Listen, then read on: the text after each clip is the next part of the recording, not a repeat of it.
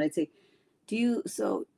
so you have a part right now, you're with a part that looks or sounds a lot like your parent, your father or your mother, Mm-hmm. and yet they're not here.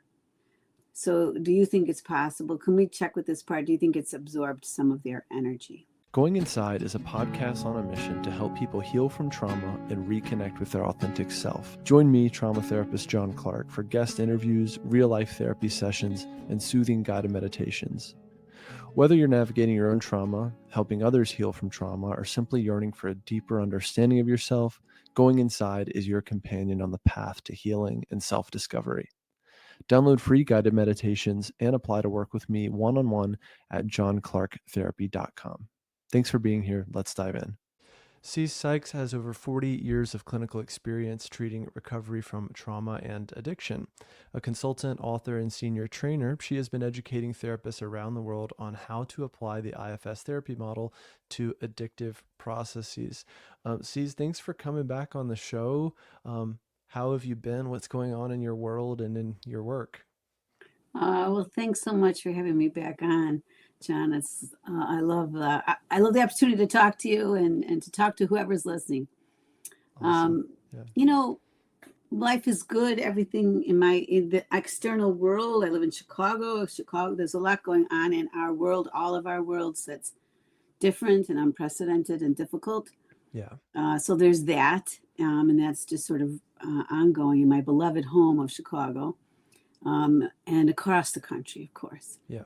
And Yeah. for you and at the same time, in my IFS world, it's I'm having some wonderful experiences talking with people about how IFS can help with addictive processes, some new Yeah. opportunities for that to get out there. So, Yeah. in my IFS world has been exciting and fun, and I love talking to people about some of this and other things too. But that's been good Yeah. lately. Yeah. Well, that's great. Yeah. So we had talked a little before hitting record, and one idea was I'm going to show you a clip of an IFS demo I did, so a real session, and um, some protector responses coming up right off the bat. So I want to get your take on that. But I also was going to ask you, maybe we can just see if we have time for this, is just like when life feels like too much, like a lot of my clients are just feeling like the world is too much, looking at my phone is too much. And so our firefighters are just busier than ever in my experience and more active than ever. Yes, Yeah. it's really true. And therapists too, right? When it's too Oh, much or too much hearing see, about our that's how clients we talk about the thing that is a lot for us too. Yeah. right. I mean, we're not even hardly a page ahead. It Yeah. started with the pandemic, Yeah. probably a little bit, although some certain things before that, and we're not a page ahead on all of this. Yeah. I find sometimes clients want to know if their shock is appropriate or proportional, right? There's some of that too, of just like wanting to know what your therapist thinks, or if your therapist thinks this is truly crazy or truly as shocking as they feel it is, or whatever.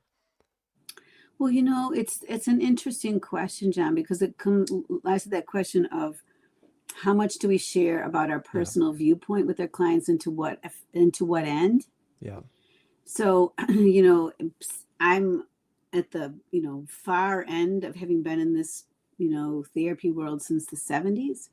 So I have a long perspective, and I have no problem telling people that I've been a psychotherapist for many, many, many decades through many, many different parts of the Mm. world, and this is unprecedented. So you get to have feelings that are deeply charged, Yeah. and that I feel grief for people, my own daughters, for instance, but I mean who are in their late 30s, but for people who've not experienced a world other than this, Yeah. with the external world being so, our particular government in particular being in a very unusual place. Mm-hmm. So I think acknowledging that this is not the norm in all is always helpful Yes. to Yes. validate someone's perception of reality. Whether it's Yeah. about is my family, or whether it's about our larger systems, Yeah. Yeah. it's really helpful for therapists to validate what's normal and what isn't, more or less, right, within a certain range. Yes. I've come to understand trauma, if I were to oversimplify it, which I like to do to help then understand all the many nuances of it, is um, something bad is happening and I can't do anything about it. Right, The counter vortex, which is what Peter Levine calls it, is something bad is happening and I can do something about it. right. I find a lot of my clients, they struggle with what to do with all this extra energy, with this anxiety, right? How to mobilize on it. Um, Also, people's heads are just so incredibly overflowing with information and gory images from their phones and seeing every travesty of the world 100 times a day on their phone, that they're in freeze and shut down and they're dissociated and it's all too much. So they end up kind of doing nothing about it. I was talking to a client the other day and I said, well, what would it be like to pick a cause out of all these many causes that you really Hmm. care about Yeah. and mobilize on that? Wonder what that would feel like for your body, for your nervous system, for your parts. You know. Yeah, I love what you're suggesting. S- one of the things I've talked about when I teach the models, I like there to be a ninth C, to be choice. And as Dick says, that's not really a quality. I said, I know, but and I agree with him. But at the same time, this idea of when we have autonomy and when we don't. Yeah. And so for people, I might say what it feels like it feels addictive, right? It feels like I Yeah. have no choice about what I'm exposed to or how much I turn to my phone, my pad, my screen. And so sometimes I say, what if we just, that polarity between the parts that say, I should know, and it's a team. I should Yeah. know, I should stay abreast of things, I must know, it's important to Yes. know. And my other parts that are just like, I can't do it anymore. And so that sense of overstimulation and then collapse. That's And right. then underneath that, the exile that feels both powerless and hopeless. Yeah. And so the idea of bringing choice to that dilemma, I think, is really great in terms of you talking with your client, choosing something, but not everything. Choice is everything. It probably deserves its own acronym, Right. in It the does. IFS world. You'll have to talk to Dick about that. Um, Right. Even giving clients choice in therapy is part of how therapy is potentially a corrective emotional experience. Um, does it feel right to go a little deeper with this topic or with this part or with Sure. this feeling in your chest? Does it feel better to just stay right here? Does it feel better to just talk or to talk about football for a few more minutes? Right? Because Right. that's what we were just Yeah. doing, you know? Yes. Sometimes I like to call it the mini pause or the mini unblend, which is, what is it like? Let's pause for a minute. What is it like for you to talk to me about this? Right. That's right. Right. That's right. So that there's really enormous amount of choice and autonomy. Autonomy, I think, is an underappreciated word in terms of what our clients are seeking and also what they have. Yeah. They do have, to notice what they have autonomy over and Yeah. not. I've developed an accidental specialty around working with clients who've had really damaging therapy. I don't know why, Oh, but I keep getting these clients and uh-huh. the core theme is it's the antithesis of this. It's they didn't have choice, they didn't have autonomy. They felt the immense pressure and power of the therapist and they had to just go along with it. There's also, this is a chip on my shoulder right now, but I saw a post this morning in a group, it's an EMDR group, around, oh, I've just come up with this new technique and you can clear 10 targets in 5 minutes with no dissociation, you know, and all this like pressure of like Wow. accelerated models, rapid models, all this stuff. And it's just like, I just have such a problem with that because I've worked with a lot of clients who have tried those things and then have had incurred so much damage as a result. But our obsession, and even culturally or in North America, around efficiency and progress and data and all this stuff, like we want it sooner and faster, and we bring that into the healing space. Um, and I just like I have concerns about it. Not a, and also just clients trying to be a good client and going, this feels Yeah. really wrong to go further or to do the EMDR and say, yes, I'm fine to keep going, right? And then they leave that room in a way worse state than they came, because they don't want to upset their therapist, right? And they want to be a good client. Yeah, and it's wonderful to hear that they can go to you to have a very different experience. But I think this search for a silver bullet, the one answer, the simplified answer, It's it's huge. very, again, the Yeah. way we have so much marketing. Our Yeah. marketing and every aspect of social media is accompanied by marketing. And I heard Yeah. a neuroscientist, and I'm trying to think who it is right now, was talking about it, but that are, as much as there's so much we can do, the plasticity of the brain is an important thing to keep in mind when we're doing healing. Every time we go inside, we're working with that. Yeah. But at the same time, our brains weren't exactly equipped for the rapidity, the rapid rate that we have, and the access that we have to an altered state. We are in an altered state when we're on our phone. So That's right. we aren't exactly equipped for that kind of stimulation. Yeah. So it does take takes a proactive stance to deal with it, Yeah. I think.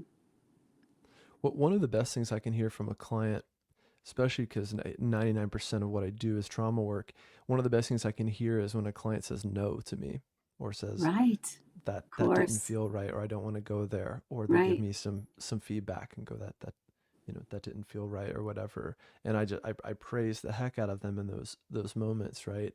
Especially when they've had those other moments where they've self-abandoned, right? For many reasons. Um, yeah, There's so much self in that no, right? It's, if we're not just totally. parts detectors, we're also self detectors. And what I hear you saying is that you're kind of seeing that as a place of self, which I would, in general, agree with, Yeah, particularly saying to an authority that doesn't work for me. yeah. Well, also, just try segueing it a bit into your world and your work. I think a lot of what I think about around addictive processes is, at some point when addictive behaviors are out of control, it doesn't feel like there's a lot of choice in that, right? Like, if there's a cocktail on the table, there's not a lot of choice in finishing the whole thing or just having half of it or whatever. Sure, And of course. sometimes when folks have had a good degree of healing around that, and they've got enough safety in their system and in their nervous system, they have more choice in the face of that. Whether it's, I'm choosing abstinence, I'm choosing not to have it at all, or to go to a bar at all, or I'm there and I'm choosing to have half of it or whatever. Yeah, and that's a process. And I think really all of us know what it's like to feel addicted. We use the term somewhat. I am addicted to that show. I am addicted to my new sweater, whatever. We say these words very loosely, but we all know what it's like to not be able to get away from something or Yeah, someone. yeah. And Can't live so I without like it. to sort of normalize, as you say, like that lowest common denominator, right? To keep it simple, is don't we all know what it's like to have something going on with ourselves and want to change it and feel unable to? So I like to just kind of put us all on that same continuum. Yeah, And at different points in our life, it may have been much more prominent than others. So to normalize that, and yes, as you're saying that, yeah, so often people make a choice not related exactly to their toughest substance or their toughest practice. They're not going to give up their phone first, but they might make a different choice first. But that's right. choice is choice. Choice, if Yeah, choice equals self, we're it's that's what we're looking towards. yeah. Well, there's still tremendous cultural stigma and shame around um, folks that are kind of self-identified in recovery, right? Or there's some culture around that of, this person is fundamentally weak or out of control, or can't, Hmm. control themselves, or whatever that is, you know. Yeah, Absolutely, and this is why I at one was a conference once, and I heard someone say, there's always been this distrust, really, between the traditional psychotherapy world and the recovery world, oh yeah, and yeah, and the separation, right? Go to the community mental health center, and the anxiety and depression and trauma come in the front door, and the side doors for addiction treatment. yeah. Many residential treatment centers have eating disorder and sexual abuse That's and right. alcohol. And I get that because there's definitely different dynamics. But what I'm kind of looking at is that is IFS is sort of a bridge, because we do talk about behaviors, but we also talk about underlying trauma or attachment wounds. Yeah. So we are sort of a bridge between these two worlds where, addiction can say, we can look across the aisle and say they're too much about behavior change. And they can look across the aisle and say, you've been working with this guy for 2 years. Why don't you ask him how much he's drinking? Right. No wonder Right. nothing's changed. So there's so much truth in this on both sides. So I really feel IFS is such a good bridge for bringing those two worlds together, where we must talk about behaviors or practices very explicitly, and at the same time, notice that everything is a protection. Yeah, that's right.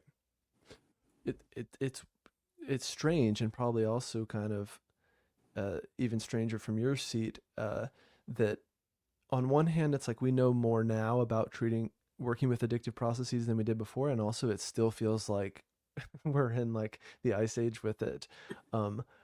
Something that IFS offers around when there's an active addictive process or an extreme addictive process, that means there's a lot of polarization in one system. Oftentimes, where does that polarization come from? From trauma, from some traumatic or overwhelming life experiences. So like treating both and having them hand in hand, or there's places like the Meadows. I don't know if you know about the Meadows. Of course, yes. Yeah. I've trained. I taught level 1 to from some of the staff at the Meadows. Yeah, Okay. we worked with them on a training. Yeah, go ahead. Yeah. Well, no, I mean, I remember learning about their program or trying to find a program here for a client where we can really get both the support on the addiction and the treating the actual root of the darn thing. That's in other right. words, the And trauma. Meadows is, and there's definitely treatment programs that are very open to it. Dick has been a consultant now at the Meadows for a number of years, so they've learned a lot of IFS and trauma underneath. And we've been also teaching on the other side of the country at High Watch in Connecticut. Okay. We've been teaching level 1 there. So That's that exciting. particular organization, all of their staff is trained in IFS level 1, level 2, level 3, and now a second level 1. So the bridge is being built on both sides. And they're totally, this place was, the land for this place was donated to Bill W. in the 1930s. They love 12-step, as they should, and support it as we do. And what else can we say other than, did you go to a meeting? That's a good question, but we need to say more and to address even the internal stigma.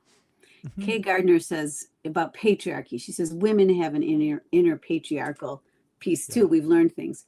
And I would say that even the client using has an inner part that hates that they use. And this internal dynamic is so, we stigmatize ourselves, and we are stigmatized in the larger world. Yeah, totally. Well, I might have parts that are delaying showing you my clip, but also I'll be nice. That are I'll be nice. Do it. You have a chance to get. No, I love something like this, Jen. I think it's totally cool, and it'll be very. I'm imagining it'll be super useful for people. I think so. That's why I've done these demos, and the more I've done them and put them online, some people are like, I remember my friend who's a psychologist was like, dude, I can't believe you did that.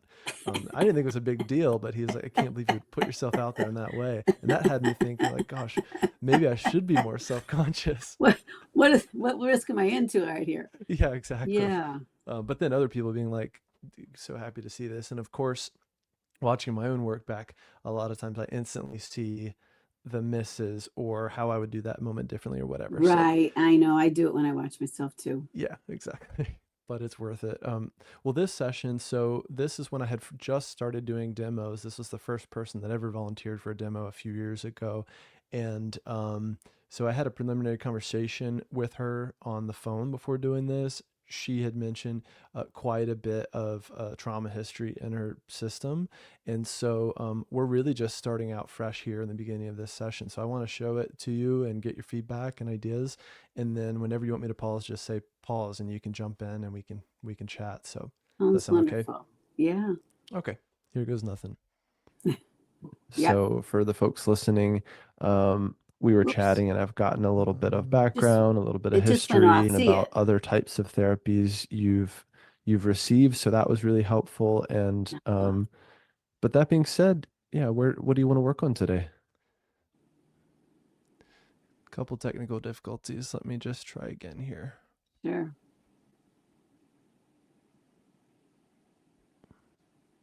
Okay. I'll just play it and then remove it whenever you say pause.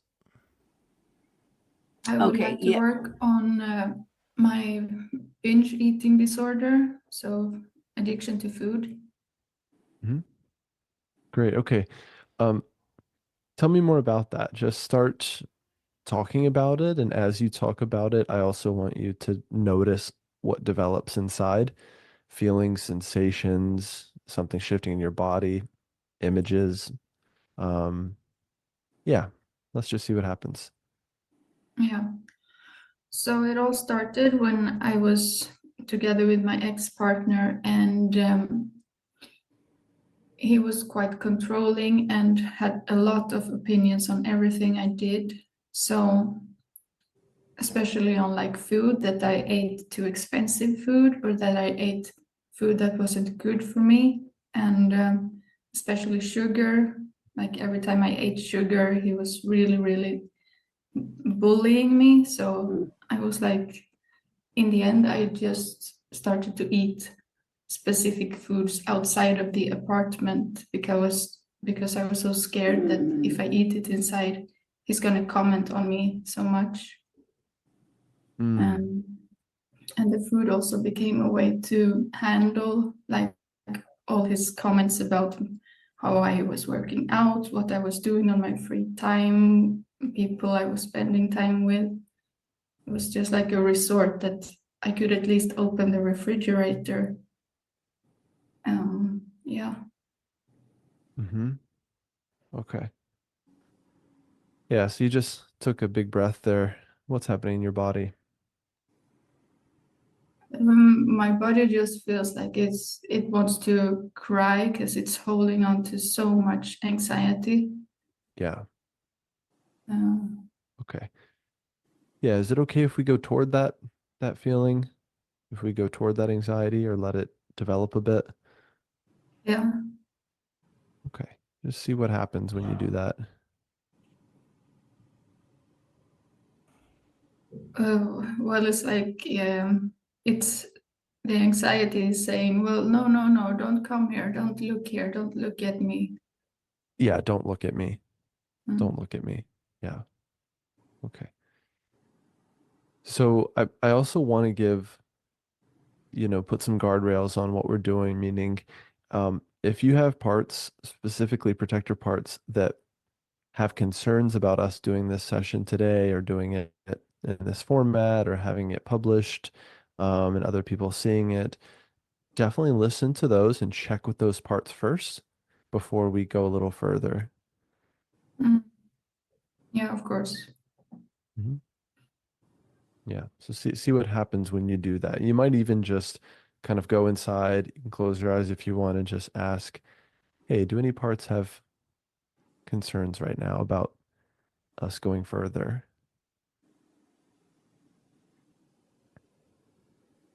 No, it's more like a lot of parts are just screaming help, like they are drowning. Okay. Okay. All right. And how are you feeling toward them? There's a feeling towards them that are just like, oh, hush, don't make such a big fuss. Just be quiet, suck it up. Okay. Can you turn toward the part that says, oh, be quiet, you're just making a big fuss, suck it up?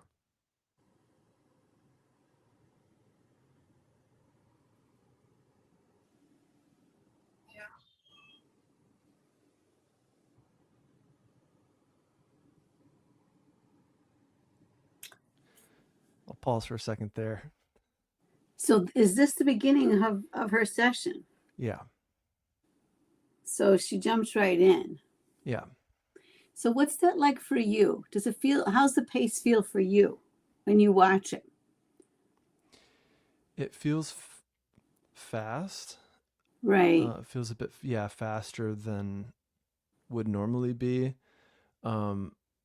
And there's also that extra layer of like it being a demo. So maybe if she's feeling any pressure to like get there or like get to the meat of it.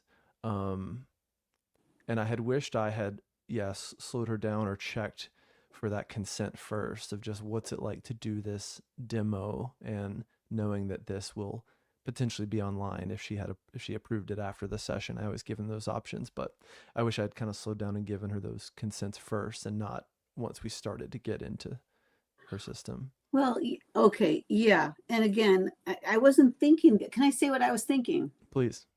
Yes, I wasn't. I mean, I really appreciated your conscientiousness about wanting her. You noticed that she was getting into it very quickly in the first few moments of meeting you, and she'd never met you before. So you noticed it. So I think what I hear you saying is that for you, what you were tracking as clinician is just separate from the demo. Wow, she's talking about something pretty painful. Yeah. And we've just met. And then, and then secondary to that, is there something about doing the demo that's related to that? Is she jumping in fast because it's a demo and she's trying to help me? Or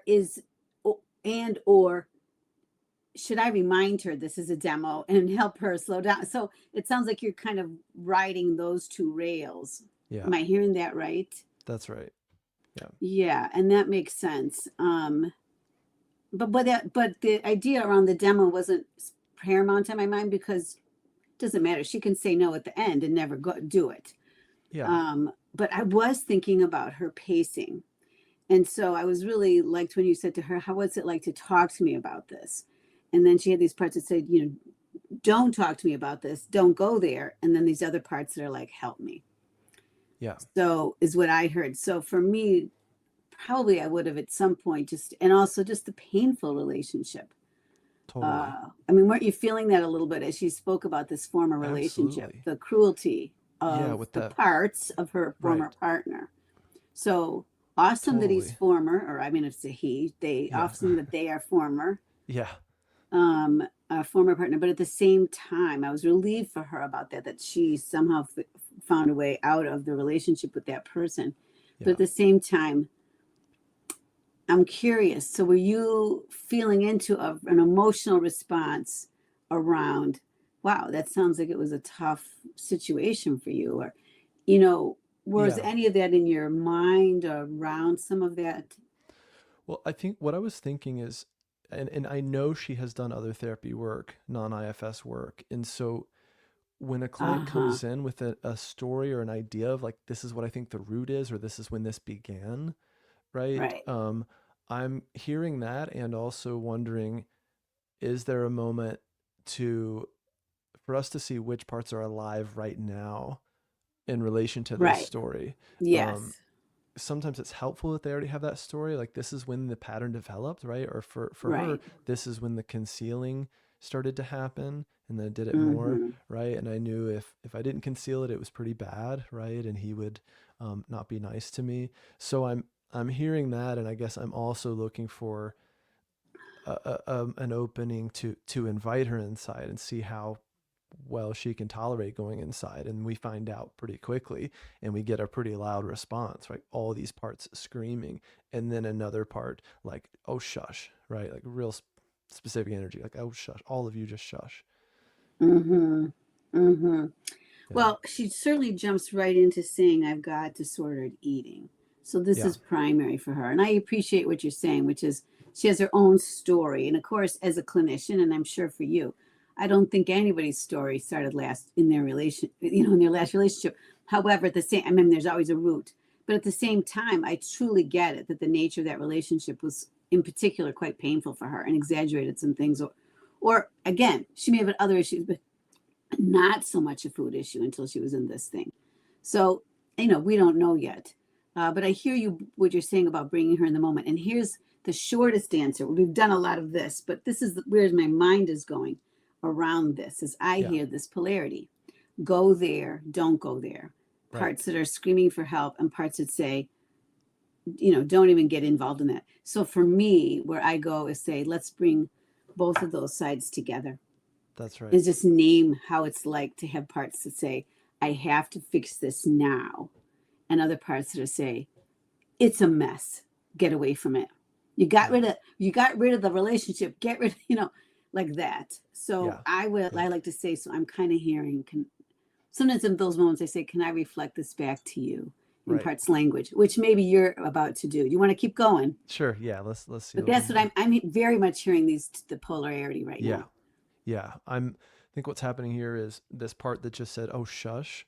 Now I'm seeing if she can turn toward that part and what happens there. IFS is simple, but not easy.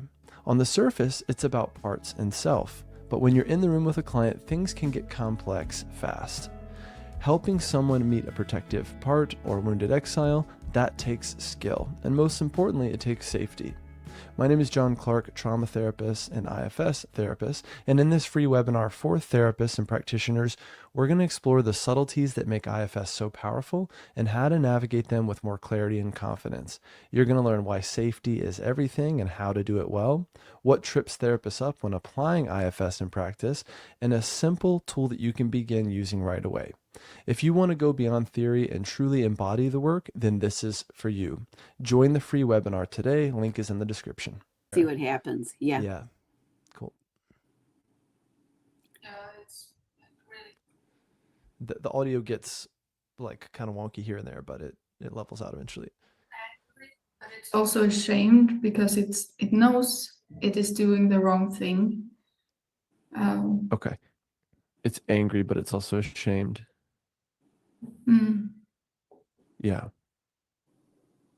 Okay. And how do you experience this part? What does it look like, sound like? Do you get any particular image or sensation in your body?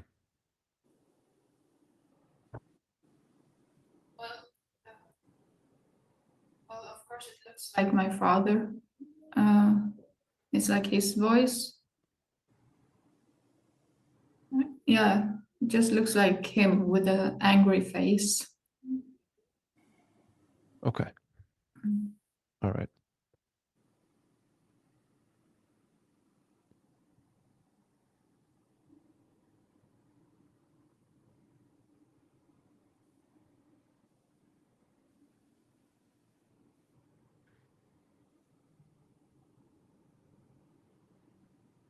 Yeah, it feels like he's gonna become violent towards me. Okay. All right. Meaning in this moment that he might do that? Yeah. Okay. All right. So do me a favor and just either ask him for a little space,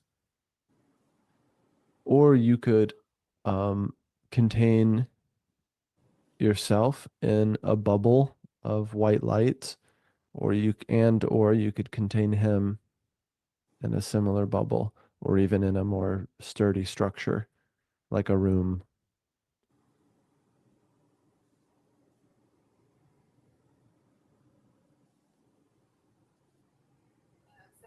I'm so afraid of him that I'm afraid to ask him to sit down. So Yeah.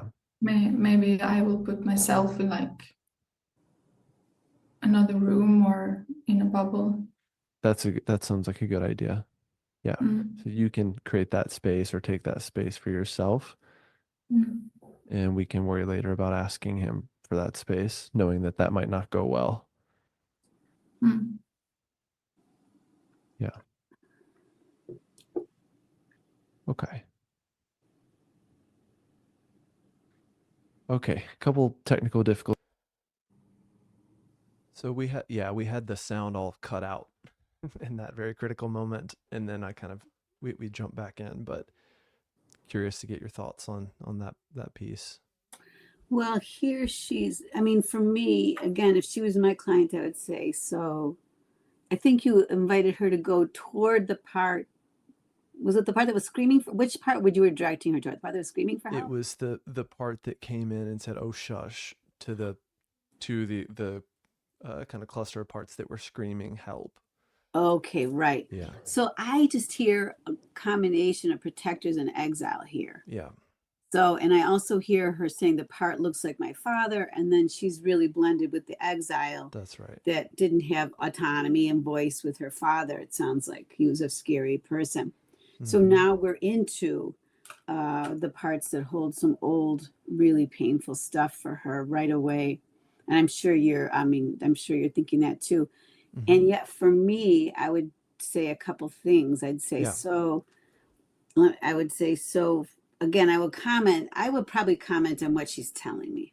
So I just say, so I just would want to say, Jane, I just hear you telling me that things, am I hearing this right? That things were quite difficult with your father, that he was a very difficult person, and I think I would make that context statement with her around what I was hearing. And I'm really kind of okay having people tell me a little of the story as it emerges, and then kind of shifting back to parts. I think Dick used to say that we send managers out to tell the story so that they can see if we can handle them. So I kind of like hearing some things. But anyway, having said that, when someone sees a part as their parent, actually, then I say something like, so there's parts of you that remember your father and how angry and difficult he was. And they're stressful. And then there's other parts of you that sort of seem like him, like that your parts are they're angry and stressful. And I'd say something like, but your father isn't here. So he may still be out there doing what he does. I don't know. Well, I'm waiting to hear more about that for you. But at the same time, what I hear is a part of you absorbed his energy. Yeah. A part of you absorbed the capacity to be mean-spirited and controlling. And it's painful that a part of you developed all that, absorbed all his energy. But the good part is, if it's your part, we can work with it. So you're jumping into working with it, right? But I would distinguish it as something within her power to work with, really specifically. So fascinating. And I do find this comes up a lot with clients. This just came up yesterday in a class I was teaching, where there's a part that sounds and even looks a lot like mom. And then there's this kind of question of like, is it mom? Is that like literally mom's energy in your system? Is it a part that has learned from mom and mimics mom, right? Or again, even this energy around, oh, shush, right? That's a real specific energy of like an overwhelmed parent who's like, I just need all y'all in the back of the minivan to shush, or worse. So yeah, I'm really curious if you can say more about, how you help flesh that out. Yeah, the person is holding this experience within their own body home and within themselves in this moment. So for me, I don't have a lot of question in my own mind. There might be a point where someone's parent enters into a scene, but in this moment, I would say, do you think it's possible? I wouldn't tell them, but I'd say, so you have a part that right now you're with a part that looks or sounds a lot like your parent, your father or your mother, and yet they're not here. So do you think it's possible? Can we check with this part? Do you think it's absorbed some of their energy? So I like what you're doing. You're helping her flesh that part out. What does it look like? What does it sound like? And that's when she said it sounds and looks like my father. And I would say, that's just where I go, kind of almost inevitably. I say, and yet your father's not here. Just check with that part and ask it if it seems to be holding some of your father's energy. Or does it learn that back in the day? So this, to me, is empowering, because many people still have active family who are out there actively unchanged and actively aggressive, or living with them. That's right, John. Exactly. So this way, and I say to clients all the time, if we can work with your part that's beating you up, this part's mad at another part of yours. And if you and I work with this, you're going to feel a lot more empowered when you have to deal with them out there. Nice. So there's a lot of hope in that. It's a lot of empowerment in that, which I believe there is. Yeah. Well, I love that line around notice that he's not here. Last week I did this in a session in person where I said, and of course this part is terrified, right, of dad, and also have your parts notice that dad's not here in this room in my office. Right. It's you here, and also it's me here. So sometimes I'll invite them to connect to me a little more if that seems like it could be a resource. And so it's just kind of like a mini update of like, oh, I guess he's not in this room, even though he does still exist, or I do have to go see him next weekend or whatever, right? So parts are very aware of, you know, of that. These are, yeah, right. These are active, troubling Yeah. situations. And Yeah. for this one, though, I would say this harsh one sounds like for this current client, this woman that's a protector. It's an angry manager that beats up her Mm-hmm. parts about food and Yeah. other things. And this one, like that you're talking about, this sounds like a little exile that's Yeah. holding all the fear. And I Totally. think the woman you were with, actually probably the fear was there and the protector was there. So Yeah. then we're splitting her. It will help her to say, so there's a part of you, part of Yeah. him, and a part of you that knows how to be mean.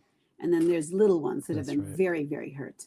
But on the outside, and sometimes from the inside too. So Well, yeah. to track that. But you're right, like this Yeah. one yesterday, that's a little exile, right? Yeah. So then you're wanting to bring some self in for the exile. Well, regardless of what it is, um, she's blended with the part that's feeling scared of dad or dad's energy or whatever. And so Mm-hmm. that's the Mm-hmm. current focus now of this moment, right? And that's what's making this moment kind of tenuous, right? We're going to kind of see where it goes. But yeah, and also I'm learning about her system is it moves fast. And something I learned because I ended up doing a series of demos with her is she can get quite dissociated, right, quite fast. And so when we get into some uh yeah, deeper waters or heavy material or whatever, she can get, you know, feel pretty spacey. So later we end up having to work with that and work around that and kind of partner with those dissociative parts. But again, yeah, in this moment, I'm learning her system on the fly and trying to figure out how how deep can we go here, and even in this demo setting and all that. Yeah. Okay, let's see what happens next. Difficulties here with our sound, but we're gonna pick back up. Um, you mentioned, yeah, seeing this part that looks like this father figure or looks like your father. So we were just about to try to create a little bit of space or create a little bit of protection for you. So you might try to do that now and just see how it goes.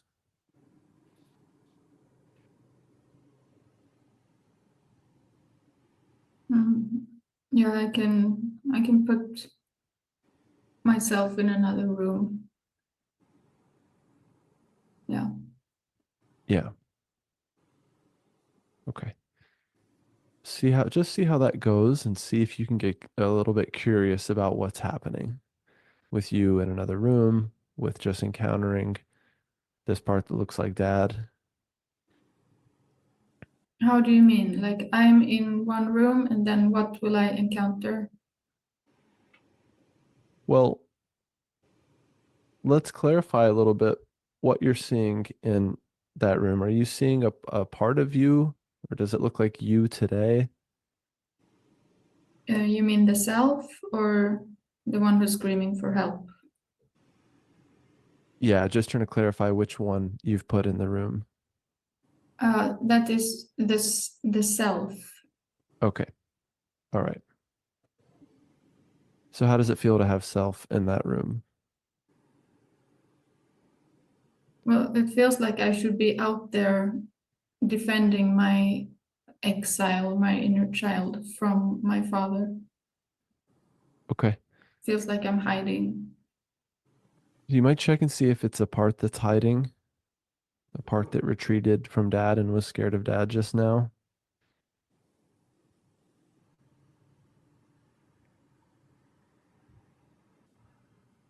Yeah, absolutely. Mm-hmm. Yeah. Okay. All right. So then turn toward the part that's scared and check in, see how you're feeling toward it.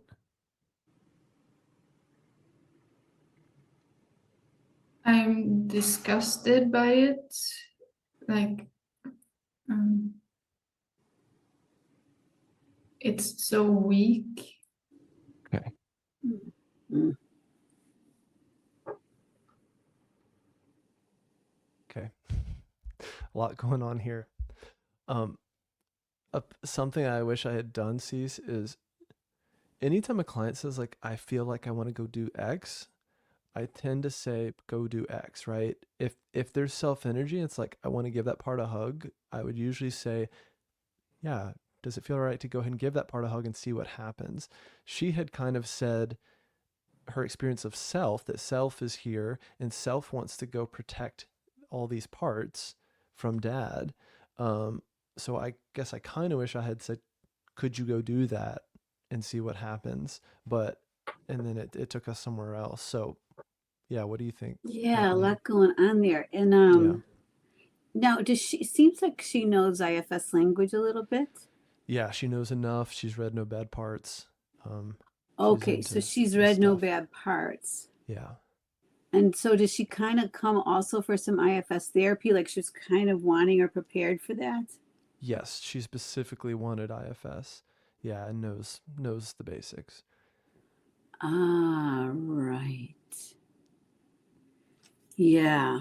Well, again, I probably, in general, I've been doing this more and more lately, John, Mm-hmm. and you can tell me what you think about it. Yeah. But when someone first comes in, I feel like I want them to see more than just a part. I want them to sort of see how their system, the pattern of their life. Mm. So, what pattern they have. And so, we're hearing again from a part of her that's disgusted with the little one for being so vulnerable. That's right. Yeah. And she feels disgusted toward that little vulnerable one. And she also feels protective of it. You know, she Yeah. felt like when she kind of got the idea that self should be in a room. Well, she's self, so that got she's self, so she can't exactly put self in a room. She could go That's in a right. room. Yeah. But so again, it is a common thing to people know self isn't a part, but they sort of treat it like a part. Okay, self, come over here, stand Yeah. next to me, like that. Yeah. So she's trying to learn all of that, and you're trying to Yeah. manage that with her, which is a Right. lot. So I probably would do something like, again, I do more reflection to someone around their system. I might say, so can I Interesting. tell you what I'm hearing here? So see Yeah. if I've got this right. So Yeah. there's a little now this is part that's really disgusted with the little one. The little one's Yeah. still here. And now I'm hearing that there's a part of you that's very disgusted with that little one. Mm. And then rather than doing you can do the bubble or other kind of money and just say, how do you notice that disgusted one? Because Yeah. it's what you're noticing. She blends with it. And Yes. we Right so away. often blend with Mm-hmm. our judging managers. Yep. It's so we're talking about our earlier conversation, how the Western culture is so just stigmatizes all kinds of vulnerability Yeah. and out of control behavior, which also makes us vulnerable. So she's blending to me. I hear her blending with that Agree. manager, Yeah. and you're Right working, away. and you know it, and you're Yeah. trying to get some space from that. Yeah. But I might just say, can I just say, so is that right? How do you notice the little one, and then how you notice the one who's disgusted? Yeah. So It's so interesting. So I think for whatever reason, I've been taught to do less of that reflecting because the fear is like it'll bring them out of their system. But in reality, I think it kind of anchors into helping them get a bird's eye view of what's happening here. anchors is the Notice. word. Yes, I Yeah. think so, Yeah. John. Because a lot of I times what I'll think do is toward the so. end of the session, as we come out of the insight work, I'll give them time for us to kind of chat about what happened today. And that's when I might have this conversation around, yeah, this part that looked and sounded like your dad came in, and then this part. So how do you notice That's nice. that? How was Or that for add her? it add it to your parts map. I do that with most everyone because I think it helps them again rise above it a bit and go, here's what happened today. And then as John, it's like, here's what I kind of notice happening, and here's what I saw your system kind of doing, and here's some key players. So maybe I should do more of that in the moment because that could really help anchor the work, as it's happening. Because again, her system's moving like that. Well, it's interesting because again, she's coming in primed, loaded for Yeah. bear, as we say, ready to go with Yeah. her IFS. And Yeah. so, in a way, we're in a dilemma. Yeah. Should we just jump in because she's ready to jump in, or should Right. we in some way pace this Yeah. so that there's some sort of foundation we're working from? That's right. So, a little bit while I watch her, I want to know, I want that foundation. A little bit. Did you feel any of that working with her, or not so much? Feel the foundation. Wanting to know a little bit more about her as you took her into these tender places. Did you feel that or not so much? Definitely. I definitely felt myself wanting to know that. And um, I'm also, I'm getting information about her and her family. And now this is the first I'm hearing about dad and going, okay, dad is maybe a polarizing figure in her life, right? There's this partner that she had who has been not nice, right? And abusive. So I'm hearing about that. So Pattern. You're hearing those yeah, patterns are starting to hearing that. come to you. Yeah, Yeah, even I'm with outside you. of IFS, I'm in that assessment mode, while also trying to be present here with her and with her system, and trying to gauge to what degree can she tolerate going inside, right? And yeah, so I specifically wanted to show you her because of how her system moves and how quickly, you saw she got blended in a couple of these moments. And also she has moments where she is very connected to self, and that can be a very vivid experience for her. And she feels it very somatically. She has images when she's really in self, and she can really bring that to parts at times. So we, over the few sessions, we start building more of that skill and capacity. But in this session, we're just kind of off to the races with a bunch happening all at once. Well, right. And it's just so interesting. So it obviously worked out. Yeah. But here we're coming back in the day. I told the story recently when I was taking the level 1 here in Chicago in the 90s. We didn't have, it wasn't called level 1. It was just called IFS. That's all that existed. And so it was really called Dick's model. Right. Yeah. That's what we were taking away. And I said to Dick, I would like to try this. He goes, well, call this guy and you can go and have some sessions with him. I go, okay. So I go and I sit down with him and I'm in the level 1 and nice to meet you. Nice to meet you too. That's right. So he takes me right inside and we go inside and I found this 10-year-old part of me. And then this other thing happens. And then I have this whole internal reaction. And later on my train ride home, I was in a total backlash. I'm like, what the actual F? Away. Yep. I don't know this guy. I don't know where he's going with me. I don't feel safe. Absolutely. I didn't feel safe to have that level of experience Yeah. with someone I didn't know. And so I think, I'm not saying everyone's like me because she and you are working together, so it all worked out. But I think I'm more, in the beginning at least, just reflecting, letting people know, letting people get mirrored. I see you. This is what I'm hearing. Do I have this right? Let's pause. That's nice. Mm-hmm. As a way to provide that safe context. And also, if you grow up in chaotic or harsh or authoritarian systems, we're so not mirrored the way we see ourselves, the way we need to be seen. So mirroring can be powerful for people. Oops, are we freezing a little bit? Is it just me? You're good. Is it okay? Is it okay? All right. You're still good. Oh, okay, good. Yeah. So I think there's a part of me that I think just because those are my needs. Now, for you, I hear what you're saying. You're just sort of testing the waters with her and going with her initial request, which is to learn about IFS and her system. That's right. Yeah. I'm more and more aware of when a client's parts have urgency and the therapist's parts have urgency around like either getting something done here or our excitement to show someone the model, give them a taste of it, or in this case, this element that this is a demo. We both know it's being recorded, right? She's bringing a lot, or even how she started this session of kind of going right to it, right? And right to the eating stuff and the food and the partner. So I'm aware of those elements. So the whole first 15 minutes looks and feels very accelerated because it is. And I want to both honor like parts that really want to be heard or tell me that story. And also have my own brake pedal to pump it and go, we've got more than enough time for me to hear all of that, in this work, we can slow it down. What would it be like to slow it down? So it's an unusual circumstance to do a session in. And then sometimes like my fear is like, therapists will see this demo and be like, do it like that, or it should be this fast or whatever. And it's like most demos, they're really not ordinary sessions. It's often slow or clunky, or the client goes inside for 30 seconds and then goes back to talking about football. It's like, right. So. Yeah. But I like what you're naming, which is the urgency or the sort of the drive many clients arrive with. And particularly in this case, with her processes around food. They're troubling to her. Oh yeah, that's why she's here, and that's urgent. Yes, for this her. was her motivator to be with you. Yeah, that's why she So signed up. I might also say, you know, for me, I'm also, again, I'm listening, and at the same time, I might say, of course, it's good. I'm 100% with you. I support your goal to work on this food thing. It's like it's become quite painful and stressful. Yeah. And at the same time, in this model, we might say the parts of you that are urgent. Do you're feeling some of this urgency? Let's just notice that. Right. Does that feel familiar to you, to push yourself? Yeah.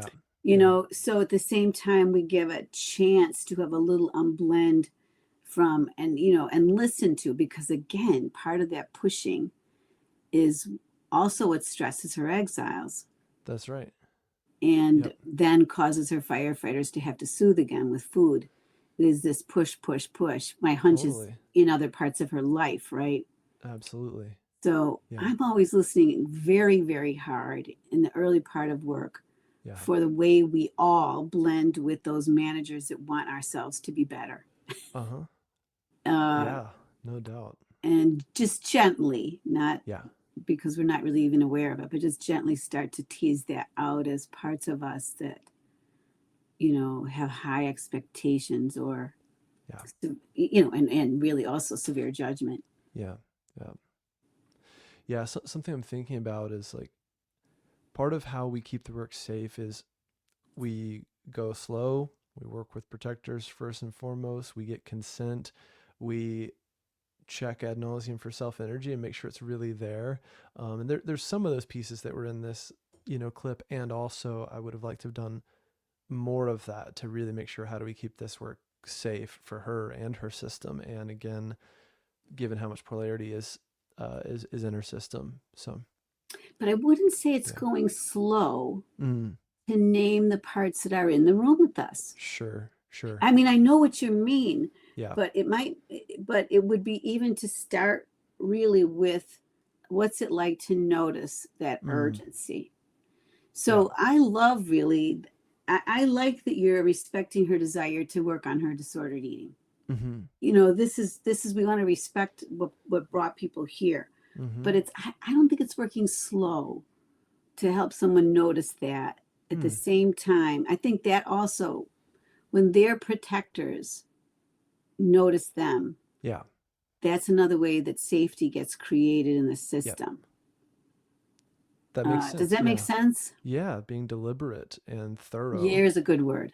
Deliberate around those blends. That's right, John, because I guess because of my working so long with trauma and addictive processes, that polarity between hating what I do to myself and yet having to do it, that polarity is so ever present. I'm very acutely listening for that, which you helped her find. She found that disgust for her weakness. And I'm sure she's got the same disgust for whatever she's got around food. That's right. And so that's a handle, and you can go back to that. Yeah. Okay, well, I am glad I showed you this clip, because this was amazing. How are you, John? How are you after showing that clip? I'm great. Yeah, you were you were great, and it's always humbling, you know, showing my work. It's one of those things. It's like, it's humbling, and but also, like, I really believe in putting myself out there in this way, because if a single person can benefit from this, whether they're a client to see the model in action, or a therapist going like, let me learn, you know, from other people's work, or seeing the model in action, it's really helpful. And then to have someone like you, it's just a legend in IFS, like, what a treat for me to get that feedback. So everything makes sense. And you know, I think it's also about giving ourselves grace as we use the model and learn it, or learn a client system, you know. And so I find that if we do miss the mark, if and when we miss the mark, clients are often more gracious than we fear they would be if we do miss the mark. Well, and you continue. You know, so the bottom line is, Martha Sweezy wrote this in our book. Yeah. And she said, the goal of the first session is a second session. in particular with addictive processes that are so attached to stigma and shame. That's great. And so you have had numerous sessions. You guys have developed your clinical connection. So it clearly, even as I have my perspective, it clearly worked for you guys. Yeah. So it's the both and That's right. so it continued. And That's right. And how is she still a client or? Yeah. Good. Yeah. Yeah. So, and a handful of our first sessions are on YouTube. So some people can watch them as a series and see how the work develops, which is really fascinating, and see how she and I kind of do this dance with IFS, and how I learn her system and she learns her own system. And again, real moments. There's some unburdening moments in later sessions, and lots of self energy, and also lots of potential pitfalls with the work, or moments where that blending can happen fast. So I'm really lucky to have worked with her, and a lot of people online have commented what an honor it is to see her story and her journey. So I'm really lucky that people are so courageous. But I to love that you are just going right to it, which is just, let's look at this work together. Yeah. And rather than talk about it's sort of, you're taking the experiential aspect of IFS and really laying it out there. Yeah. Let's experience this together. That's good for you. Yeah. I love it. Well, Cece, this was a real treat for me, and certainly for our listeners. Thank you again so much for doing this, for your tremendous work in IFS and in therapy at large. So thank you again for doing this, and you're welcome back anytime. Well, it's a delight to be with you, and I love what you're doing. It is truly a gift for everyone to sort of to get into the weeds. Yes. No better way to get into the weeds than watch the weeds unfold. In front of our eyes. That's right. Thank you so much, John. Thanks again, Cece. Talk soon. Bye. Thanks for listening to another episode of Going Inside. If you enjoyed this episode, please like and subscribe wherever you're listening or watching, and share your favorite episode with a friend. You can follow me on Instagram, YouTube, and TikTok at John Clarke Therapy, and apply to work with me one-on-one at johnclarketherapy.com. See you next time.